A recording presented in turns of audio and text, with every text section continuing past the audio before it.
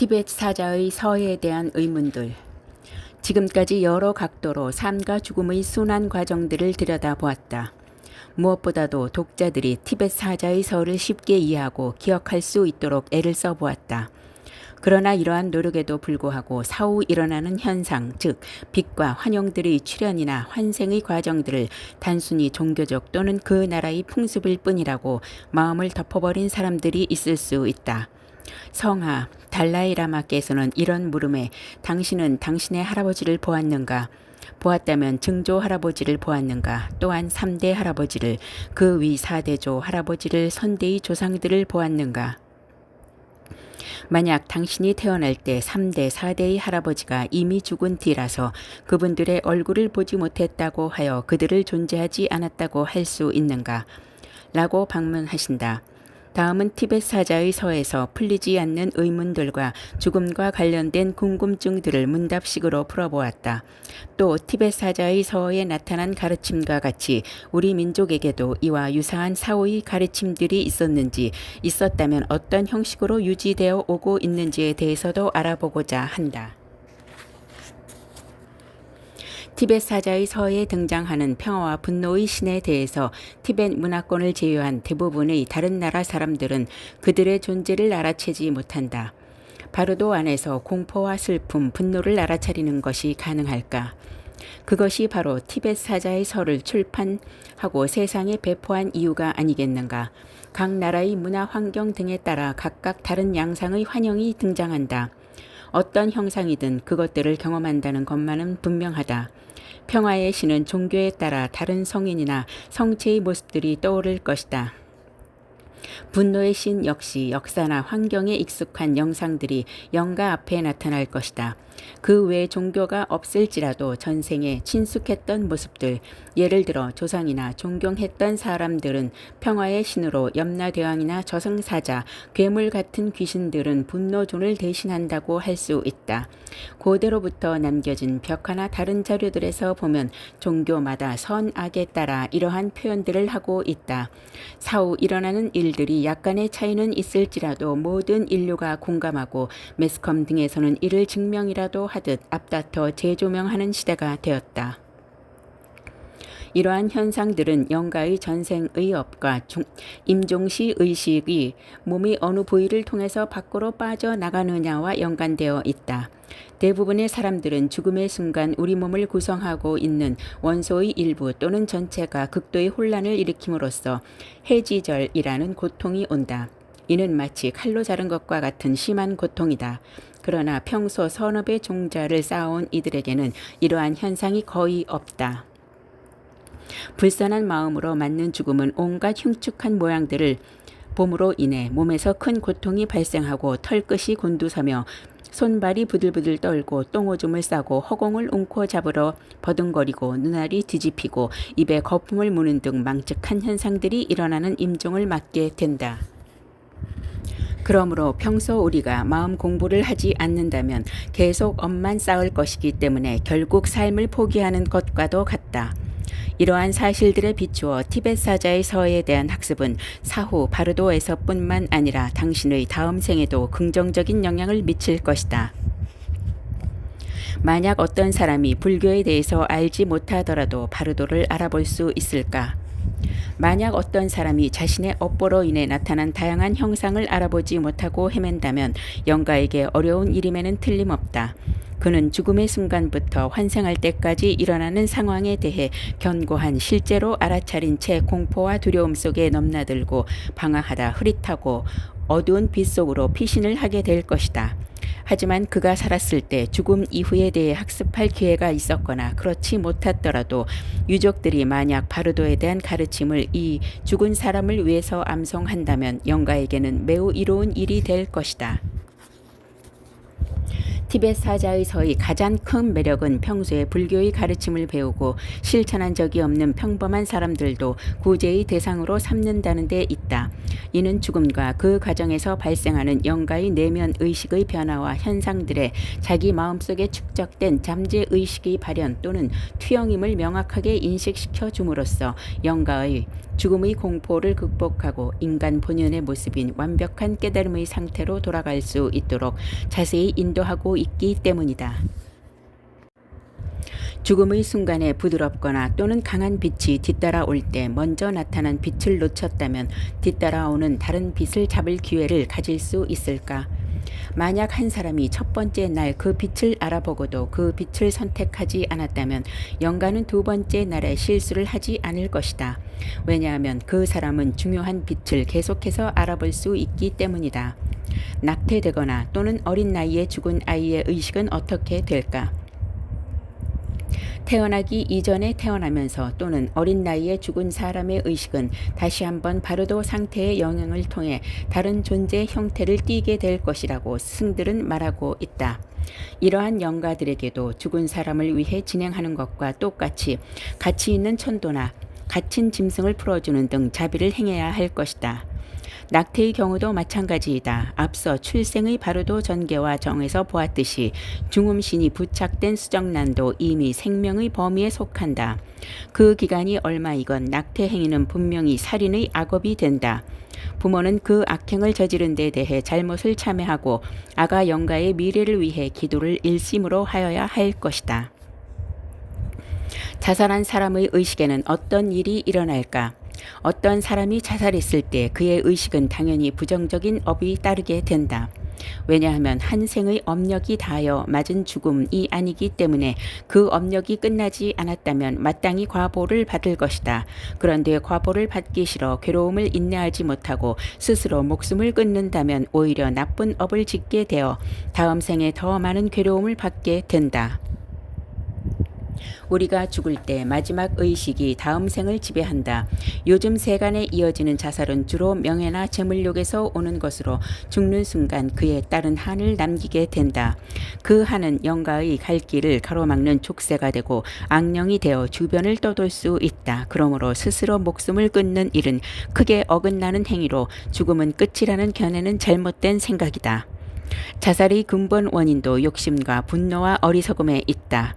어쨌든 자살은 생명을 죽이는 것이기 때문에 편안하게 죽지 못하여 남아있는 가까운 인연에게 고통을 안겨주고 원한 관계를 맺게 되는 악순환의 연속일 뿐이다.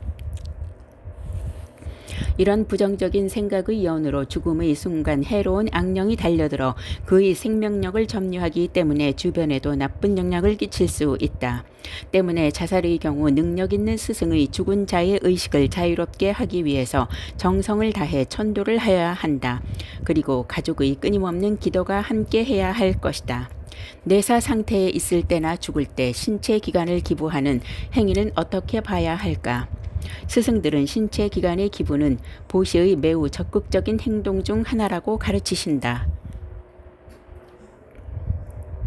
그런 행위는 다른 사람을 돕고자 하는 순수한 자비심에서 비롯하기 때문에 죽어가는 사람이 그런 행위를 진정으로 바랄 때 육신에서 떠나고 있는 의식에 어떤 방식으로도 해를 입히지 않을 것이라는 생각이다. 또한 이렇게 관대한 마지막 행위에 의해 선업이 쌓이게 되어 영가의 미래에 긍정적인 영향을 받게 된다. 성하 달라이 라마께서는 자신의 신체 기관을 기부하는 과정에서 어떤 괴로움과 고통 그리고 순간순간마다 일어나는 마음의 혼란이 선업으로 변한다고 하셨다. 2006년 조계종 총무원장이셨던 법장 스님은 자신의 온몸을 기증했다. 말이나 설명보다 스님의 장례식 중 빛으로 다시 다투신 모습은 우리가 지금까지 공부해온 모든 것들을 말하고 있다. 최근에는 동물 복제와 줄기세포 연구가 논란 속에서도 재화를 획득할 수 있는 미래의 최고 부가가치로 각축을 벌이고 있다. 체외 수정을 통해 만들어진 배아를 해체하는 것과 체세포 복제를 통해 줄기세포를 생성하는 행위를 어떻게 보아야 할까? 만일 줄기세포 제조의 동기가 재화를 획득하려는 탐욕에 있다면 인간 개념의 주변부에 위치하는 체세포 복제 배아는 생명의 범위에 들어오며 이를 해체하는 것 역시 살인 행위가 된다. 그러나 난치병의 치료라는 선한 마음에서 한 행위는 고통받는 환자들을 치료해주기 위한 자비의 실천이기 때문에 살인 행위라고 볼 수 없다.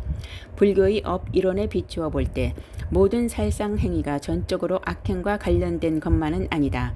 예를 들어 생선 횟집을 운영할 경우 매일매일 수많은 활어를 살해하는 측면은 악행이지만 이를 손님에게 제공하여 허기를 채워주는 측면은 선행이다. 개인적인 욕망에 근거한 배아 연구라고 하더라도 배아를 해체하는 것은 악행이지만 이를 통해 개발된 기술로 환자를 치료해 준다면 이는 선행이 될 것이다. 생명 조작. 티벳 사자에서의 가르침과 같이 우리 민족도 샤후를 위한 가르침이 있었을까? 과연 그와 유사한 것들이 존재했다면 어떻게 실행되었을까? 아주 옛날 우리 조상들은 시체를 땅이나 널판지 위에 놓고 위아래를 풀섭으로 덮어놓은 상태로 시신을 처리했는데 들에다 두고 풀이나 나뭇가지 또는 돌로 시신을 덮어두었다고 한다. 이를 풍장이라 한다. 후세에 오면서 시신을 매장할 때 시신을 덮고 있는 땅의 압력으로 인해 시신이 상할 것을 염려하여 곽을 사용하게 되었다. 삼국시대의 조령관 내지는 생사관을 간단히 살펴보면 부여에서는 사람이 죽으면 얼음을 넣고 장사를 지내고 대목관을 사용하였으며 고구려와 백제는 바로 매장을 하는 것이 아니고 경우에 따라서는 100일간 또는 5개월간 장례식을 한 기록이 있다. 부모와 남편의 경우 3년복을 입기도 했다. 그러나 고구려나 백제와는 달리 신라는 불교의 영향을 받아 화장을 하고 검약하게 장례 절차를 시행하도록 하는 기록들이 발견되고 있다. 삼국사기에는 문무왕이 자신의 시신을 서역 법식에 의하여 화장을 하고 그 절차를 검소하고 검약하게 시행토록 유언한 기록도 볼 수 있다. 또한 신라는 사람이 죽으면 염을 하여 관을 써서 장사를 지내고 무덤을 만들기도 하여 화장과 토장이 병행되었다. 이러한 화장법은 통일신라를 거쳐 고려시대에 이르기까지 크게 성행을 하다가 고려 말 주자학이 도입되면서 배척 반발을 받기 시작한다. 한편 장례의식은 삼국시대부터 전래 보급된 유교가 널리 발전되면서 불교적 분위기에서 유교적 분위기가 더하여 지기 시작했다. 고려 사회에서 조선 사회로의 이행은 단순한 왕조 교체 이상의 의미를 갖는다. 조선은 건국 초기부터 주자 가례를 시행하였다. 그러나 국가의 의지와는 달리 백성들이 이를 시행하지 않자 세종조에서부터는 강력한 동료와 함께 우선적으로 사대부가를 중심으로 강제적으로 시행되었다. 사대부의 경우 엄격한 규제로 인하여 불교식 장례가 거의 폐지되었으며 일반 백성들 사이에는 여전히 불교식의 무속적인 장례 풍습을 이어오기도 하였다. 이렇게 조선조 500년을 거쳐 현재까지도 시행되어 온 관계로 유교식 상장 의례가 우리 고유의 습속인 것으로 알려져 있다. 그러나 그것은 유교 문화에 의한 외래적 요소임이 밝혀졌다. 조선 중 후기로 내려오면서부터는 우리 실정에 맞춰 수정되고 근래에 와서는 시대적 요구에 따라 더욱 간소화되고 있다. 근래 우리의 장례 문화는 거의 대부분 3일장을 치르는데 상주들은 그 3일간은 거의 잠도 자지 않고 조문객을 맞이한다. 또한 산업화되면서부터 낮보다는 밤에 조문을 더욱 많이 하는 계기가 되었으며 가까운 친지나 친구, 이웃 등을 함께 밤을 지새워주며 힘을 덜어주고 그동안 지인들과의 만남도 함께 이루어지는 등의 풍습은 여전히 이어져 오고 있다. 이는 또한 상주에 대한 조문객의 예의이기도 하다. 산자의 영가에 대한 이해는 옛날이나 지금이나 큰 변화가 없는 듯하다.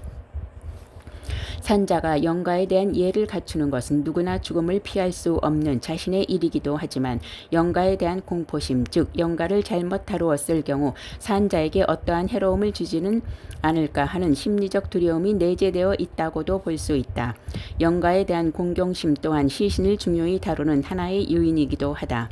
이런 절차나 심리를 볼 때 티벳 사자의 서에서처럼 체계적으로 죽임에 대한 기록들이 정리되지 않았을 뿐 산자나 죽은 자를 바라보는 방식이나 죽음 이후의 세계를 묵인하지 않았음을 알 수 있다. 최근 장례 의식의 절차에서도 이런 현상이 나타난다. 2007년 8월에는 영남 기호학파의 거인인 화제 이우섭 선생의 장례 절차가 세간이 화제가 되었다. 이 장례 행렬에 등장한 방상시탈은 우리 조상들이 장례 절차를 복원한 매우 인상적인 장면이었다. 방상 시탈은 망자의 저승길을 편안하게 인도해주는 역할을 한다. 사람이 육신을 벗으면 낯선 저승길로 접어든다. 이 저승길로 가는 도중에는 인간 세계처럼 여러 가지 깡패와 사기꾼들이 있어서 망자의 혼령을 괴롭힐 수 있다고 한다.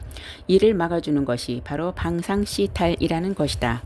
이 장례 행렬에 등장한 방상시탈은 두 개이다. 하나는 입 모양이 웃는 탈이고 다른 하나는 입을 다물고 엄숙한 표정을 한다. 상여 행렬이 맨 앞에 서는 방상시인은 황금색의 눈을 4개나 가진 귀신 쫓는 탈로서 두 사람이 이 탈을 쓰고 긴 칼이나 창과 방패를 들고 앞장서서 잡기를 몰아내는 구실을 한다. 죽은 이의 저승길을 깨끗이 닦아주는 셈인데 이를 회광희춤이라고 한다. 웃는 방상시 탈은 악기들을 달라서 보내는 역할을 하고 엄숙한 모습의 탈은 달래도 말을 듣지 않는 악기들을 혼내서 쫓아내는 역할을 한다고 한다.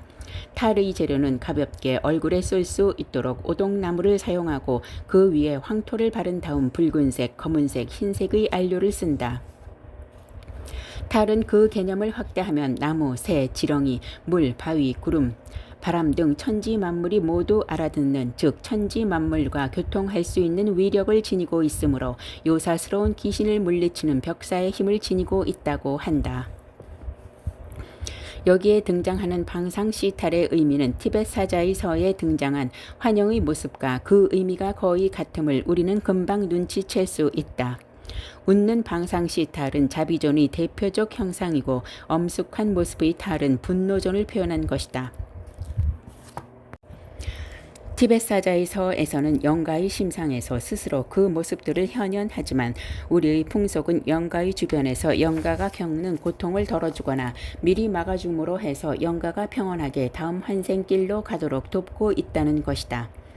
이는 영가가 저승으로 가는 여행길을 돕는 의미도 있지만 더 확장해서 들여다보면 남은 산자들, 즉 그 장례 절차를 지켜보는 자들로 하여금 험난한 저승의 세계를 미리 가르쳐주는 기회가 아니고 무엇이겠는가. 그리고 상여가 나가면서 상여를 메고 가는 상두꾼들이 상여 소리를 하는데 앞소리꾼이 간다 간다 나는 간다 북망산천으로 나는 간다 라고 노래 가사를 시작하면 그 가사에 따라 상여가 움직이면서 상두꾼들은 너호 너호 애허 넘차 너호 하고 뒷소리를 받으며 장지로 향한다. 북망산천은 시신을 묻는 장소를 상징하는데 중국 대륙에서 제일 가는 명당이 북망산이라고 한다. 죽으면 누구나 명당에 묻히고 싶은 심리적 표현으로 죽음 이후까지를 걱정하고 발현하는 의미가 있지만 자연으로 돌아가는 곳을 뜻하기도 한다. 그리고 상여의 노랫말들은 무상, 즉 공술의 공수거를 가르치는 가사들로 구성되어 있다. 여기서 빈손으로 왔다, 빈손으로 간다는 것은 물질적인 부분을 말하는 것이고 부처님의 가르침은 한 발 더 나아간다. 비록 물질적인 것들을 놓고 갈지라도 자신이 쌓은 업을 가지고 가기 때문이다. 그러나 조금만 깊이 들여다보면 그 의미는 함께 만난다. 우리 선조들의 가르침은 평생 욕심을 부리지 말고 살라는 것이고 탐하지 않고 사는 것을 악업을 짓지 않는 것이다. 불교에서 삼독, 오독을 말할 때 탐심이 제일 앞선다. 다시 말해 욕심으로 인해 화가 나고 화가 나면 이성을 잃고 사리 분별력을 잃게 되기 때문이다. 무엇보다도 부처님의 가르침이 더욱 돋보이는 것은 윤회의 주제를 설해 놓고 그로부터 해방되는 약을 각각의 환자에 맞춰 처방해 놓으신 것이라 할 수 있다. 내가 9살 삼복더위에 아버지가 돌아가셨다. 요즘 같으면 강경화나 간암이 아닐까 싶다. TV도 없던 시절 시골이라 특히 여름에는 특별한 일이 없으면 마을 사람들은 남녀노소 없이 마을의 정자나무 아래로 모인다. 그곳은 우리 동네 사람들에게 어머니 품과 같은 곳이다. 내가 그곳에서 삶의 철학을 배웠다는 것을 이후 성장하면서야 깨달았다. 아버지가 임종하시기 전날 밤 나는 저녁을 먹고 일과처럼 정자나무 밑으로 갔다. 어린 내가 시간만 나면 그곳에 간 이유는 나이든 어른들의 옛날 역사 이야기며 전설 같은 이야기가 내게는 너무나 흥미로웠기 때문이다. 그날도 얘기가 한창 무르익을 때쯤 마을에서 제일 나이 드신 어른이 갑자기 혼불 나간다 하니 모두의 시선이 혼불로 향했다. 혼불의 색은 황금생이 올챙이 비슷한 모양을 하고 둘레에는 약간 푸르스름한 빛을 띠고 있었으며 크기는 큰 접시 같았다. 그 혼불은 마을 앞 작은 동산 너머로 순식간에 사라졌다. 저 혼불 제문이 집에서 나오네. 길이를 보니 이틀을 못 넘기겠구만 라고 하셨다. 나는 우리 아버지가 죽을 것이라는 말에 울면서 집으로 단숨에 달려왔다. 집으로 돌아오는 길에 그 어른의 음성이 귀에 꽂혀 떠나질 않았다. 지금 이 글을 쓰는 순간에도 그날 밤이 지나고 새벽 2시에 가족들이 지켜보는 가운데 아버지는 한 생의 인연을 다하고 우리들과 작별하셨다. 3일간 유교식 장례를 하고 그날 밤에는 무당이 와서 아버지가 무엇으로 환생했는지 구술하였다. 무당은 영매 역할을 하며 아버지의 영혼을 자기 몸으로 불러들여 아버지를 대신해 전생의 일을 말해가며 가족과 마을 사람들을 돌아가며 대화를 하였다. 놀랍게도 그 무당은 아버지의 살아생전의 음성과 행동으로 영가의 의도를 전달하였다. 그리고 마지막으로 곡식 등을 까불러 죽정이나 띠끌을 골라내는 끼에다가 고운 밀가루를 펼쳐 그 위로 창호지를 덮어놓고 무당이 한참 동안 영혼을 집에서 완전히 내보내는 의식을 하였다. 그리고 그 징표로 밀가루 위에 발자국이 남아있고 그것으로 윤회를 확인하였다. 이러한 절차를 영가가 전생에 어떻게 살았는가의 흔적이기도 했다. 우리 아버지는 사람의 발자국이 서너 개나 있었다. 꾸며서 만든 발자국이 아니었다. 사람들은 키 위에 찍힌 자국이 사람의 발자국이면 가장 좋은 것으로 믿고 있었다. 당시 우리 동네는 누구나 집이든 똑같은 장례 절차를 밟았다. 나는 어렸을 때부터 그런 것에 관심이 많아서 누구네 집에서 굿 등을 하면 처음부터 끝까지 밤을 새워 지켜보곤 하였다. 그런데 심술사납기로 유명한 마을의 어느 할머니는 신기하리만큼 선명하게 뱀의 자국이 형태가 남아있었고 그 외에 기억으로는 개와 새 발자국이 가장 많았던 것 같다. 1970년의 일이지만 사람이 죽어가는 조짐을 보는 눈이나 절차와 의식의 모든 형태는 티벳 사자의 서와 거의 유사하다. 필자가 어릴 적에는 집안에 임종을 앞둔 사람이 있으면 가족들이 교배하지 못하도록 각각 나누어 가두었다. 이는 죽어가는 사람이 동물로 태어나는 것을 막기 위함이었다. 또 어른들은 마을에서 사람이 죽으면 3, 7일 동안 부부가 동침하지 말 것을 권하였다. 인간일지라도 다시 태어남이 고통이라는 것을 모르고 어찌 이런 단속들을 할 수 있었겠는가. 사람이 죽어가는 순간 성욕이 가장 강하게 일어나는데 이는 환생의 본능 때문이다. 그래서 영혼은 가까운 곳에 자궁이 보이면 그것이 동물이든 사람이든 어디든 들어가려 한다. 우리 선조들도 이런 지혜를 가지고 있었으며 수십 년 전만 해도 실전에 왔다는 증거이다. 거슬러 올라갈수록 함께 공유해 왔던 전통들이 역사의 흐름 속에서 시대적 요구에 따라 역할이나 기간 등이 변하고 축소되어 온 형태라고 해야 더 맞는 것은 아닐까. 이러한 증거는 지금도 우리나라 사찰의 장례 의식에서 대부분 일어나고 있다. 얼마 전 문정영 원로 스님의 다비식에서도 그 의식은 불교의 가르침을 그대로 전승하면서도 약간씩 중간중간 생략한 것인지 아니면 조선 500년의 배불 역사와 일제치하를 거치면서 그 흔적이 사라진 것인지 정확히 알 수가 없으나 티벳 사자의 서 장례 의식 절차의 기본 골격을 그대로 유지하고 있었다. 다비식에서 불보살의 위덕을 표시하는 장엄 도구인 번이 영가보다 먼저 화장터를 향해 출발하는데 그 번의 출발 순번인 일노왕보살부터 시작하여 오방불이 그 뒤를 이었고 그 다음은 티벳 사자의 서에 등장하는 각각의 평화, 분노, 백존들의 이름을 새긴 번들이 그 행렬을 이었다. 뿐만 아니라 번의 색깔도 티벳 사자의 서에서 그랬듯이 지수, 화풍, 공의 색상을 각각 표현하였는데 이는 물론 불교의 가르침을 그대로 반영한 것으로 우리나라에서도 그 의식을 그대로 유지 실현하고 있다는 또 하나의 증거였다. 물론 위에서 보았듯이 선조들의 역사를 대대로 거슬러 올라가다 보면 불교 이전부터 우리도 이런 자연스러운 인류 공동의 문화 대열에 함께 참여하였을 것이다. 청전 스님이 카일라스를 가던 중 티베트들의 숙소에서 머물러서 있었던 일화이다.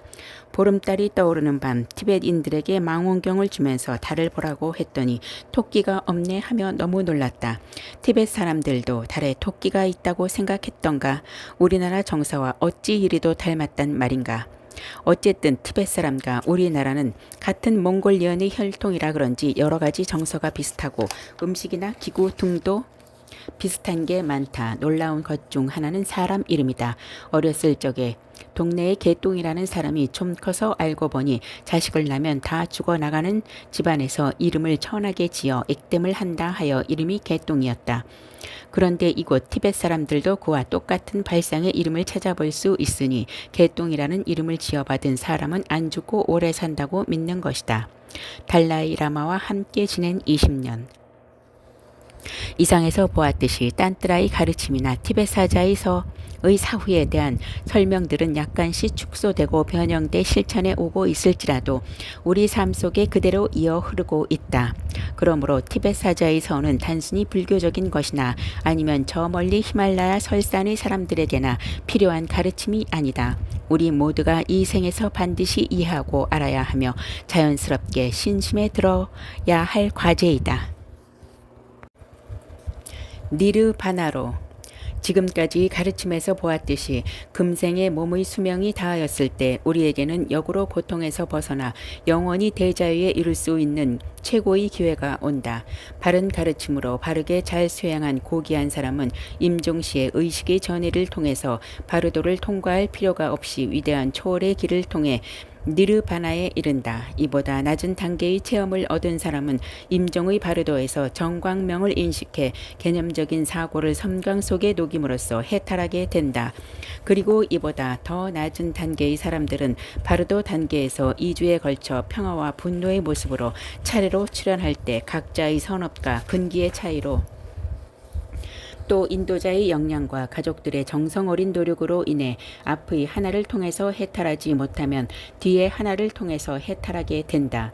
비록 높고 낮음의 단계가 많이 있을지라도 영과 자신의 앞에 나타난 형상들의 속성을 바르게 인식할 수 있다면 그 순간 해탈하게 된다. 그러나 최장의 악업을 크게 쌓은 사람들은 이것을 깨닫지 못한 채 아래로 추락하여 지옥, 악이, 축생의 바르도에서 윤회하며 유랑하게 된다. 티베트 사자의 서에서는 이때 또한 이들을 이끌어주는 종류의 가르침들을 사다리의 디딤널처럼 순서대로 일깨워 주도록 해놓음으로써 가능한 한 인간의 몸을 받아서 다음 생에 다시 해탈의 기회를 제공받을 수 있도록 하고 있다. 그렇다면 우리는 지금부터 어떻게 살아야 할까? 티베트 사자의 서는 바로 우리가 어떻게 살아야 하는가를 가르치고 있다. 그것은 죽음의 순간부터 찾아올 선악의 형상들에 대해 두려워하지 않고 자신의 심상의 표출이라는 것을 인식하는 것, 그리고 그 인식이 가능하도록 지금 이 생에서 계속 연습하는 것이다. 또한 이렇게 사는 삶은 현재를 똑바로 판단하고 살아가도록 하는 유일한 길이기도 하다. 그동안 이 책에서는 우리들의 일상생활 속에서 몸과 마음을 관찰하고 또 그 관찰을 마음에 챙기면서 카르마에 끌려나지 않도록 마음 단속을 해야 한다는 것을 여러 차례 강조해 왔다. 이렇게 삶에 진지하게 대면하여야 한다는 것이 우리가 깊은 산속의 스승들이나 옛 스승들처럼 살면서 삶 전체를 명상 수행에 바쳐야 한다는 것을 뜻하지 않는다. 일을 하고 돈을 벌어야 하며 복잡하게 얽힌 현대사회에서 우리가 할 일은 마음의 균형을 잡고 살아가는 것이다. 또한 본질과 무관한 활동이나 편견에 지나치게 걸려들지 않고 극도로 복잡한 시대에 우리의 삶을 더욱 단순화하는 것이다. 현대의 삶에서 균형을 잡아 행복하게 사는 열쇠는 단순함에 있다. 마음의 여유와 평화는 단순함에서 나오기 때문이다. 단순해짐으로써 쉴 수 있는 틈새가 생긴다. 숨을 쉴 수 있고 일을 쉴 수 있고 따라서 카르마의 에너지도 멈추게 된다.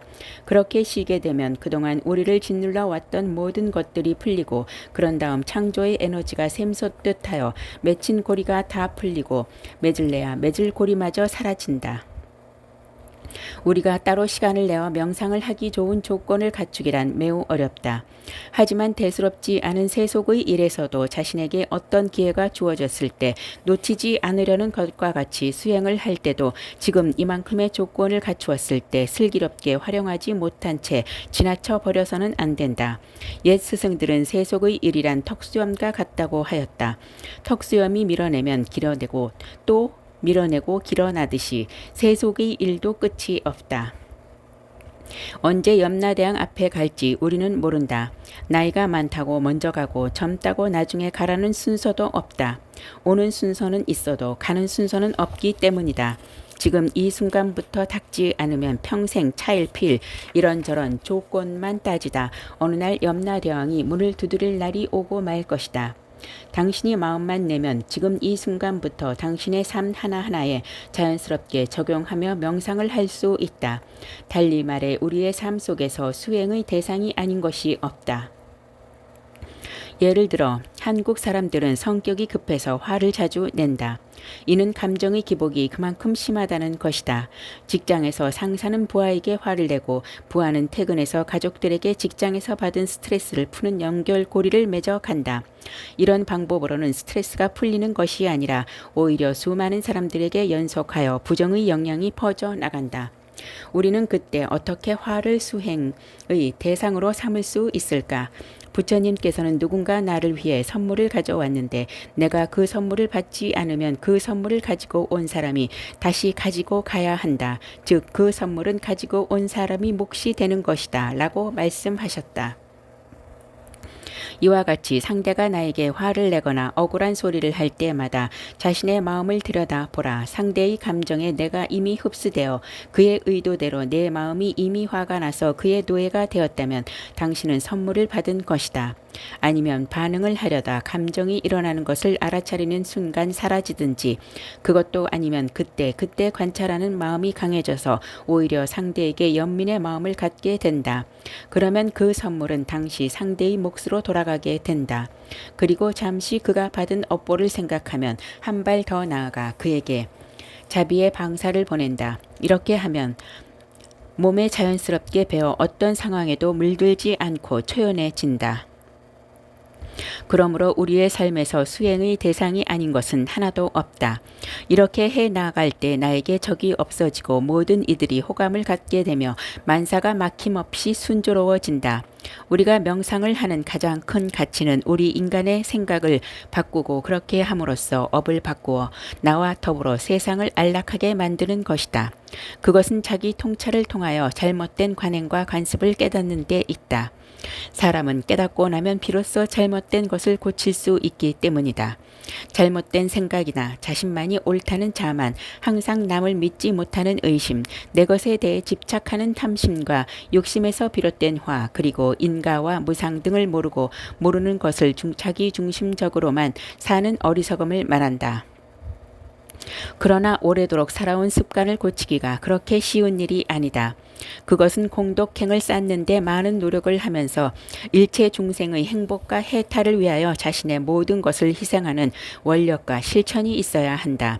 또한 깨달음을 향한 필수적인 선정을 개발하여 공성을 체험함으로써 인과를 알게 될 때 비로소 업에 얽매여 살지 않고 업을 제도하면서 살 수 있게 된다. 이런 삶은 죽음을 맞이할 때 니르바나로 승화된다. 그러면 지금부터 니르바나로 향해 사다리의 디딤돌을 한 단계씩 올라가 보도록 한다. 삶과 죽음을 자유롭게 하기 위한 가르침. 니르바나는 열반, 영원한 대자유 등으로 표현되며 모든 번뇌의 속박에서 해탈하고 나지도 죽지도 않는 법을 체득한 경지를 말한다.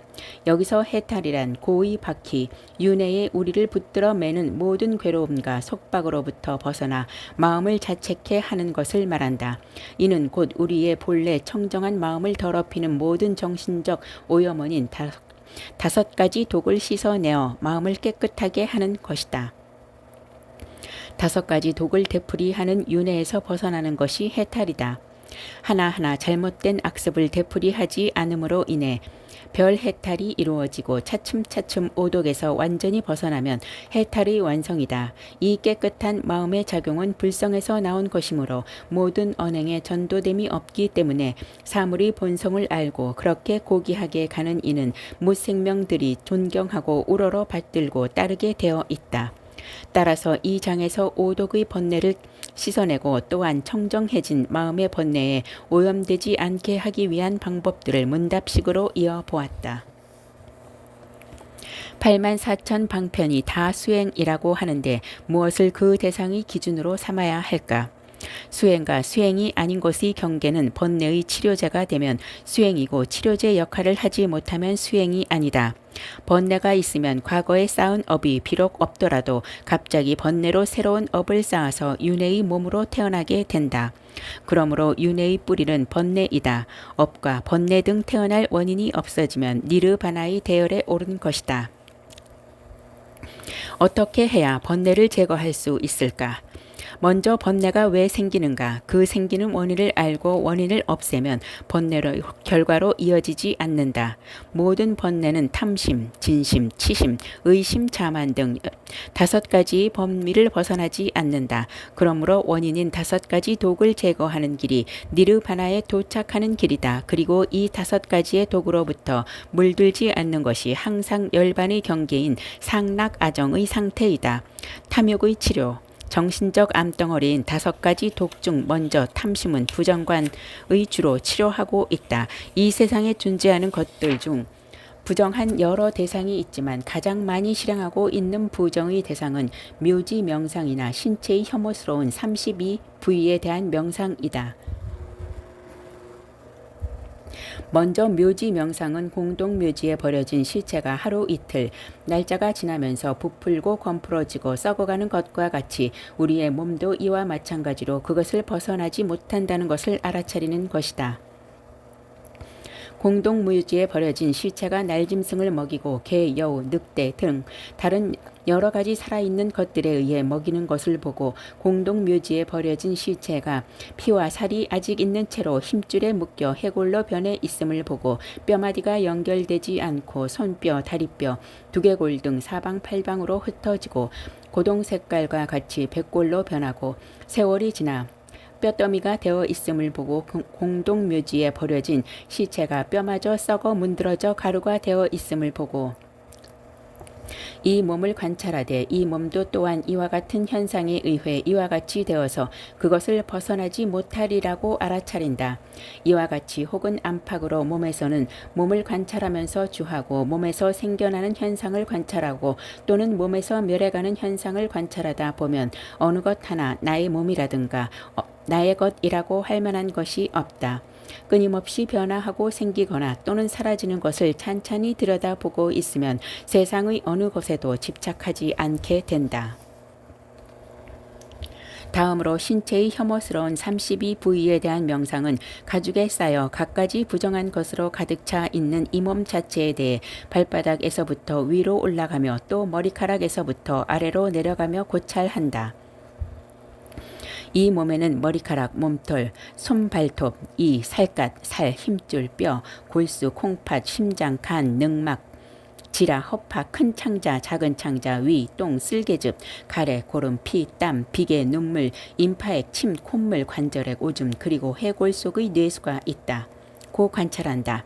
뼈와 힘줄이 얽히고 엷은 막과 살로 발라져 가죽으로 가려진 이 몸뚱이는 참으로 그대로 드러나지 않고 있는데 오도된 어리석음의 탓으로 그것을 두고 아름다라 생각했던 것을 깨닫고 세상의 어느 곳에도 집착하지 않는다. 즉 몸에 대한 집착을 떠나라는 것이다.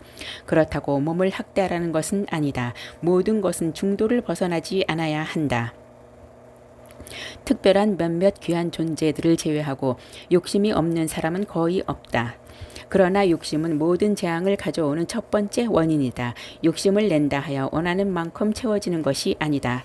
설령 원하는 것들이 이루어진다 해도 욕망은 끝이 없어서 만족해 하는 것이 아니라 더 큰 욕심을 부리게 된다.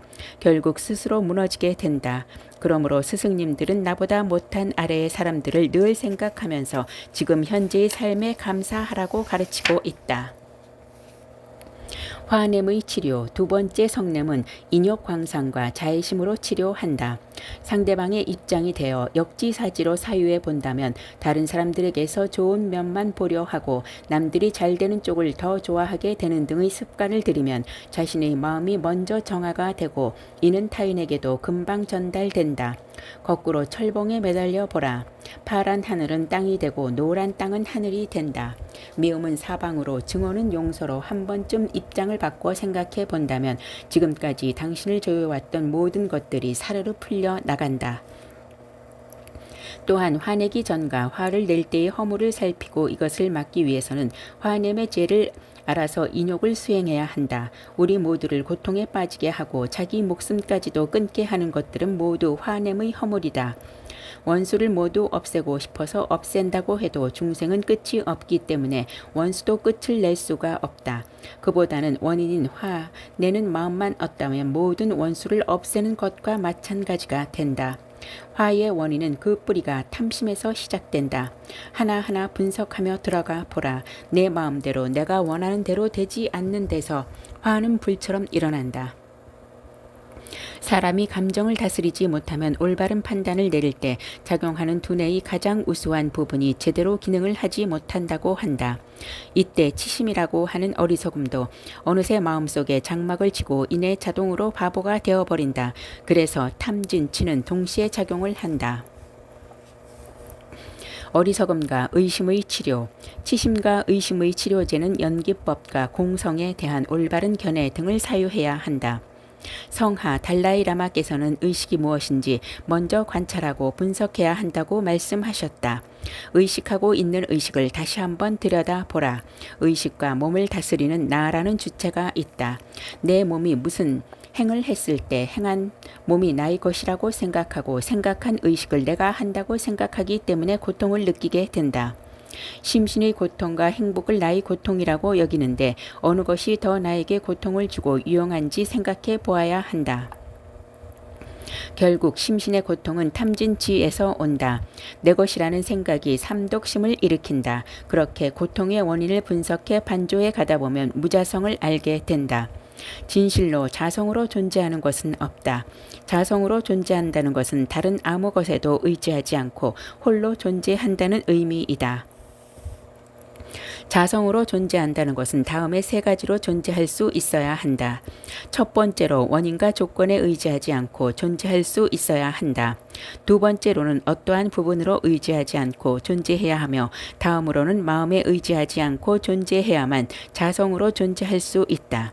그러나 원인과 조건에 의지하지 않는 것은 없고 부분에 의지한 연기를 볼 때 부분에 의지하지 않은 자성은 없다. 또한 의식에 의지하지 않고 존재하지 않는 자성은 없다. 연기를 알고 모든 것이 이름 붙여진 것이라는 것을 거듭 생각하라. 공성을 깨쳐야만 습기를 제거할 수 있다. 2006년 8월 한국인이 청한 법회에서 공은 아무것도 없음을 의미하는 것이 아니다. 공은 텅 빈 것이 아니라 가득 차 있다. 공은 중도이고 받고 말하면 연기이다. 다시 말해 연기한다는 것, 그것은 반드시 홀로가 아니고 조건에 의해 함께 일어난다. 그 조건이 닿으면 다시 공성, 중도로서 존재하며 순간 다시 조건을 만나 연기한다. 우주의 모든 것들은 이렇게 끊임없이 연기하고 조건이 닿아여 본래로 갔다가 다시 만나 이름 붙여지고 순환의 고리를 되풀이한다. 우리가 공의 진리를 깨닫는 것, 공에 대한 얇게 터득한다는 것, 세상을 바라볼 수 있으며 우리 자신의 삶을 바라보는 시각을 넓혀주고 전체적인 시각을 갖는 것에 큰 도움을 준다. 네 번째 번뇌의 원인인 의심은 바로 앞치심에서 비롯된다.